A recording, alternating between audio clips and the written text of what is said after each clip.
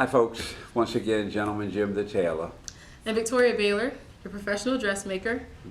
Hey guys, you have found yourself at the Tailor and the Dressmaker show. Welcome.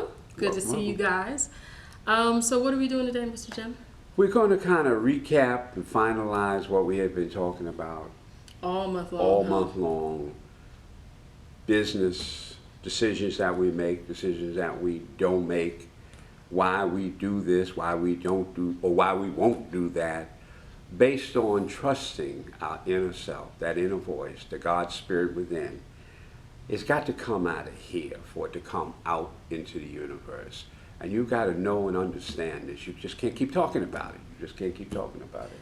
That's right, that's right. And we really appreciate the great reception we've had this month. We focused on the Sewing Entrepreneur. So I think we've ignited some passion in some people. Really, we didn't do anything. You already knew in your heart what you wanted to do. We just kind of gave you that gentle nudge. That's all. Which is the same amount of encouragement we need to keep going too. So you're no different from us. We're all trying to get there, sometimes all uncertain. But Mr. Jim has a really good story he wants to share about someone that was a little bit on the fence about advancing their sewing career. And tell them how you helped with that. This is a young man that I met many, many years ago. He did some graphic and artistic work for me. I was working on a line of clothes for a gentleman who had hired me to create a line of clothes for him. And like anything else, I can do that part of it, but I'm not the logistic graphic part. And I met this young brother, 10 years ago, through someone else. And I saw his work and I was amazed. And I said, look, if I ever need you, I'm gonna call you. Well, the people were so pleased with the work that he gave me. It was unbelievable how talented it is. So I'm going to give a shout out to Jeremiah.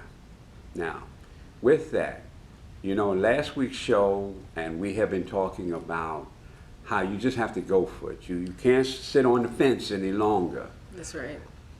I just happened to call him. Last week. And I asked him how he was doing, how his family was, and all of that. And he said that, look, he said, I just quit my job. He was a designer for a very well-known and reputable clothing company. He said, it's been tugging at me to just go for it, go out on my own. He said, but I've been back and forth with this. This is exactly what we were talking about. Yeah. Exactly what we were talking about. So I said, Jeremiah, you know, through the years, you've always come to me. I've always given you sound advice on what you should do. When you have that type of talent, it's time to get off the fence. It's time to get off the fence. He said, well, what am I going to do? I said, watch my show and you'll know. I said, you know, I always tell you about it. I said, but I want you to understand that we put out a show covering exactly what you're telling me now. Now, just so happens I call you. Wow. And just like that, here was your answer. Quite the God moment there. That's exactly what it was. So he emailed me back, texted me back, and he said, boy, he said, I've been watching all the shows. He said, this is what I needed. That's why I'm so glad that we did this show, because it's what a lot of people needed. To hear back from somebody personally that I know that had been on that fence made it even a bigger blessing. Oh, see, that's awesome. And we appreciate all like that story, and we've gotten some great feedback from you guys. I was telling Mr. Jim earlier, a gentleman, I want to give a shout out to Randall, who took my Berta style pants fitting course. And he said that he had been working in, I guess, some sewing industries, but now like the fire's ignited in him. And I led him to our courses, and he said he watched all of them like in a weekend and really was enthralled. He's going to buy all of our resources. So there's something to be said about that. We're just happy to help. So with that being said, we're just going to wrap up. We had this segment was actually dedicated to question and answers. We don't actually have a ton of questions. I think we must have covered a good bit of stuff. So we'll just go through these questions quickly. So Miss Amy left on our YouTube video. She wanted to know, what are our suggestions for business advertisements for newbies? So I imagine when you're a newbie and you're just starting business, sometimes you have a limited budget. Sometimes you just don't have a great reach. You might not know as many people, be as connected. So what would be some great strategies for Well, those newbies? the We'll first talk about it. strategy is what we did talk briefly on, is social media. Oh, that's true. Yes. Social media is your best thing. Especially nowadays. Create a blog, Instagram, things like that. They can get you out just like that. Very true. Because it spreads. One person watches it and they tell their followers, you need to go see this person. That's right. You know, that's one way. It's cost effective because a lot of these things don't cost anything. That's right. Then secondly, you can use that, especially if it's in the neighborhood or the area where you live, you get the local tabloids that have announcements, that's where you can run a little ad. Some of these ads in those papers are very inexpensive. I just put one in and it cost me $12 a week. $12 a week. That's not bad. Now, understand that's for you locally. The internet is for you nationally. But you kind of want to get people coming your way. That's So you want to pique their interest. The best way to do it is a blog.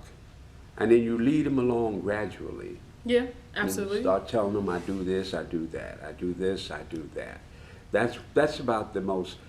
Try to avoid big tabloid print ads or magazine ads. Especially at first. I at totally first, agree with you. no, I because totally agree.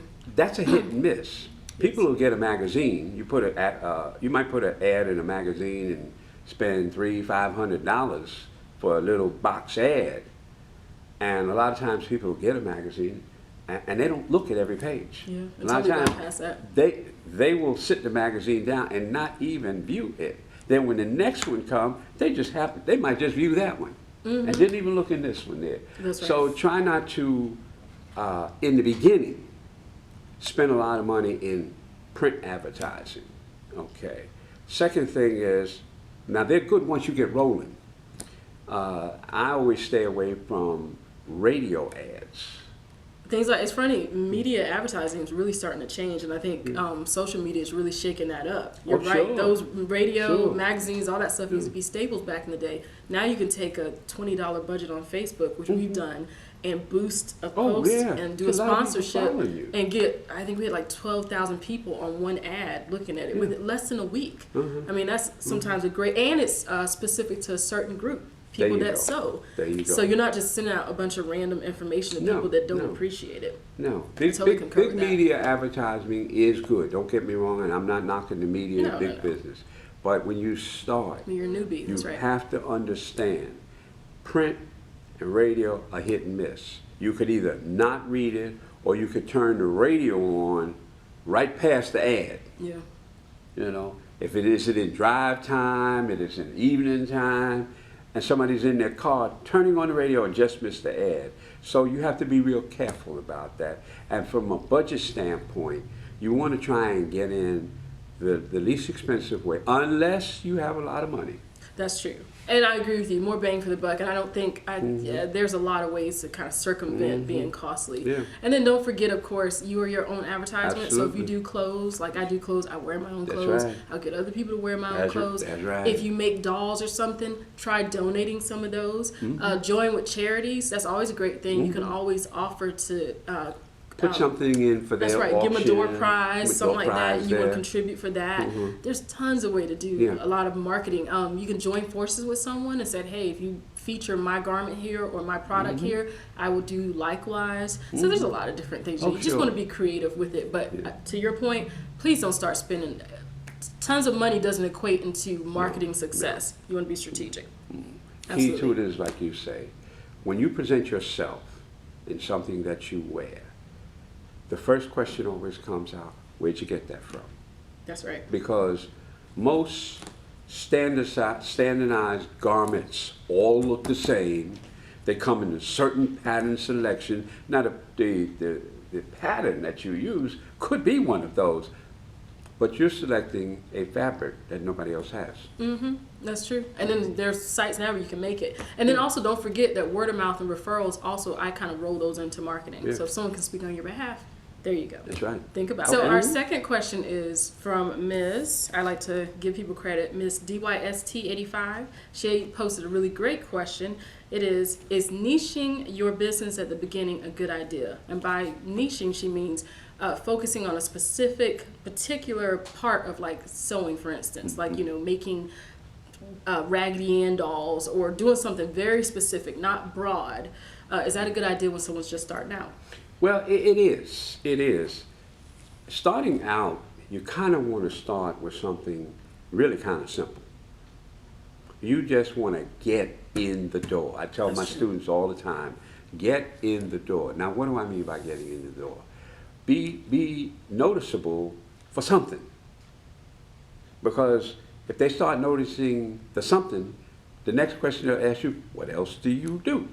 Exactly. If you try and create this full range, this full line of a piece of this, a piece of that, a piece of this, and you turn around, you got 8, 9, 10 pieces in this collection. Well, guess what? We are not in the manufacturing business. We are in the custom business. That's what you're starting out with. So what happens is, if you got 12 pieces, and all of a sudden, you get a hit over here on this one, 4 hits on that one, 2 hits on this one, no hits on that one, that you prepared these garments for display, how you gonna do that? Ask yourself, how you gonna do that? Start with something as simple. Going back to another one of my students, just opened her little studio in McDonough, Georgia. Now, she's tremendous soul, tremendous. And she started out with these shorts she made. Mm-hmm. But she did a little this, she did a little of that. We talked a couple of weeks ago, and all of a sudden she said, I'm going to do what you said. The shorts are so popular when she wears them. Oh, wow. Okay. I think I've seen those. Those are cute little shorts. Yeah. Like, neat. She said, I'm going to focus on getting in the door with just those. See? Yeah. Now, I've seen her work. There's very few things she can't make. But she came up with these shorts that she made that are unique more than anybody else's shorts. So she said, I'm going to start that. I'm going to get in the door with the shorts. Because she makes the tops, she makes all of it. Mm-hmm. You get in the shorts, you get in the door with the shorts, what happens? People now, they got the shorts, now they want a top to go with it.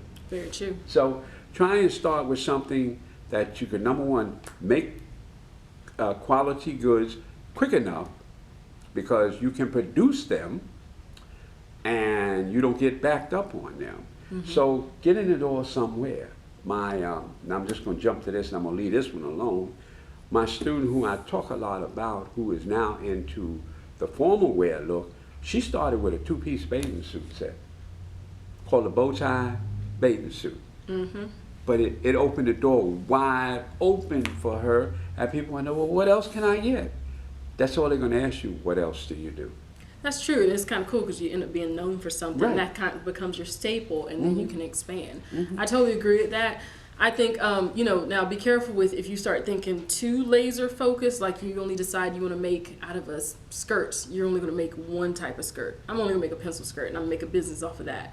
Well, you have to think about what the item is. I agree totally with you. If you make something that's unique and that is specialized and has your flair on it, push that out there, especially, and that's smart of her. And then always be open to modifying your idea. So say if you made teddy bears, you did like sewn bears, and they had a certain type of shirt on. Well, the Afrocentric prints are really big nowadays. They are. Consider changing the shirt style to an Afrocentric print, and then that makes it even more, popular. So it's little changes. You always want to have an ear open to hear what your feedback is, what clients are saying. Keep your ear to the ground, what's very popular now, and see if you can kind of trickle it in, because all you need is something so you can take off. Most time people will sew something, and it might be something they love or whatever, but it might be just the open door they need to launch and do something else that they have their eyes set on too. Right. So yes, I totally agree. I think it's great advice. That's a good question. Niche marketing is good to have some focus. Otherwise, it's the whole saying you're what is it? I always forget it. But anyway, you do a lot of stuff, but you're a master at nothing. You don't want to be that person. You want to be able to do something, do it well, even if it's one thing. Jack of all trades, there you go, master of none. That's right. Can't be Sower like that. of everything, master of none. No. Perfect your skills, like I always said. When you perfect your skills, understand. People see the quality in your garment. Another one of my students came to me, is now making some of the most unique bags you want to see. I see, that's neat. And it started with just the basic understanding of how to do it correctly, and then add your artistry. People try to cover, I think people think, this is a great idea, or thought, people think artistry is enough to cover like the actually putting the bag together or the mechanics, but just because you're an artist doesn't mean something's going to look good and it's going to be of good quality. That's right. You need both. You need the artistry and you need good mechanics. So yeah. And the mechanics will take you far beyond what you believe you can do with that. And that's only because when people start buying mass-produced bags or whatever, when they start buying them and they start paying this big price for them, and everywhere you go, a lady's got that bag. And they all got the same bag. You understand? Now they put them in all different colors. So instead of having 30 people with the exact same bag, exact same colors, you've got 30 people with the same bag, but 10 of them got this color, 10, but it's the same bag. That's right, because you can always expand out. But I agree with you. Start somewhere, then do some variations. But don't try to do all that at one time. Because first of all, you don't have feedback, especially when you're just now starting. Right. You kind of have feedback, but you don't. You need to put your toe in the market. And then another thing is, if you try something out, don't do like 100 or 1,000 of them. No. Like, take it slow. Do batches. Then see what you get. Okay, so our last group of questions come from the wonderful Miss Alethea. And she wanted to know just general questions. And I did call the Georgia Department of Labor today, or the Georgia State Department, the tax office, to get this information. But she had 3 questions. The first one is, how does one deal with having a dormant business? So if you were in business with yourself and then for some reason you stopped and then you want to get back in business, what do you need to do? The answer to that one was pretty simple. Is you definitely want to go to the Department of Revenue website to kind of get some of the answers to these 3 questions first off. But generally speaking, when I spoke to an agent, he said that in some cases, depending upon the lag time in between, you may be able to keep your sales and use number. If you were filing all along that you weren't making money, but you still maintained your business name and stuff like that, you're in good standing, you're good to go. But if for some reason you stopped filing and just kind of closed your business, you would have to kind of either try to reinstate it, or you might have to just start a new one and get a new sales and tax number. So that kind of thing. Let me say this. That's what they just said? Okay. What did you hear? Well, I'm not sure about that. Well, I'm not disputing that. No, you might be. But when I first got mine many, many years ago, they told me, if under the same name, you keep that tax ID number forever. You can't use that same name and get another number. Is that the federal tax? That's the federal tax. Oh, okay. This is the sales and use state tax number. Oh, the okay, state. yeah. No, but you're totally right. Yeah. And to your point also, jumping into the second question, you're absolutely right. With names, that was the question posted too. Can someone change their business name? You can change your business name, but you're absolutely right. You need to, I think, look through the directory, through the Department of Revenue, and make sure that name isn't taken by someone else, and then there is a specific number that's going to be allocated to that name, and that's it. Usually the tax ID number kind of falls under you personally. Yes. See, that's different from the sales and use number.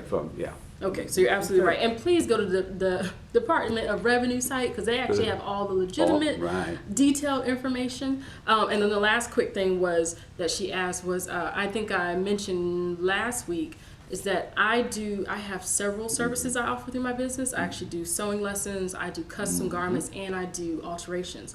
Because of how my business is set up, I am not required to pay state taxes on alterations because I am not making anything. I'm not creating anything. So I'm just manipulating something that was already made. That's not a taxable item. Yes, alterations is not. That's right, which is really nice because I mean, obviously you pay federal tax on everything, but statewide you get pass on that. But if I do make a garment, then that is taxed, or I have to charge tax to my clients. And you have to file that with You have to file that, absolutely. So, but there are codes related to different businesses and business functions that are tied to your business. Please go on the Department of Revenue site to get those, and that way it'll be clear to you what you need to do. So that's it. Yeah. so that's it. So anyway, that kind of sums up our question and answer and our Sewing Entrepreneur Month. It's been a pleasure, guys. Thank you. It has. And let's say this too. Don't stop sending in the questions. That's right. Never. Now, even though we're shifting back to a different flow again, we're always here to answer questions. That's right. That you might text us, email us, call us. Leaving a YouTube You'd be video surprised. below. We get all kind of responses, all kind of ways. That's right. Absolutely. We're always here. So please send those in. And we're about to wrap it up. You know how we end it. God has given you amazing gifts, talents, goals, dreams, all that wonderful stuff. You are just wonderful. Definitely go out and spread that with someone else. And don't let fear hold you back. Don't let fear That's what hold you we've been back. talking about. Let me throw a saying in that I had heard years ago. I am the thinker that think the thought that make the thing. That wraps it up. If you're the thinker who thinks the thought and you can't make the thing, Uh-oh. then you have to find someone who can make the thing. So be the thinker who right. thinks the thought that makes the thing. That's right. Never stop thinking and dreaming, guys. There you All go. right. We love you guys.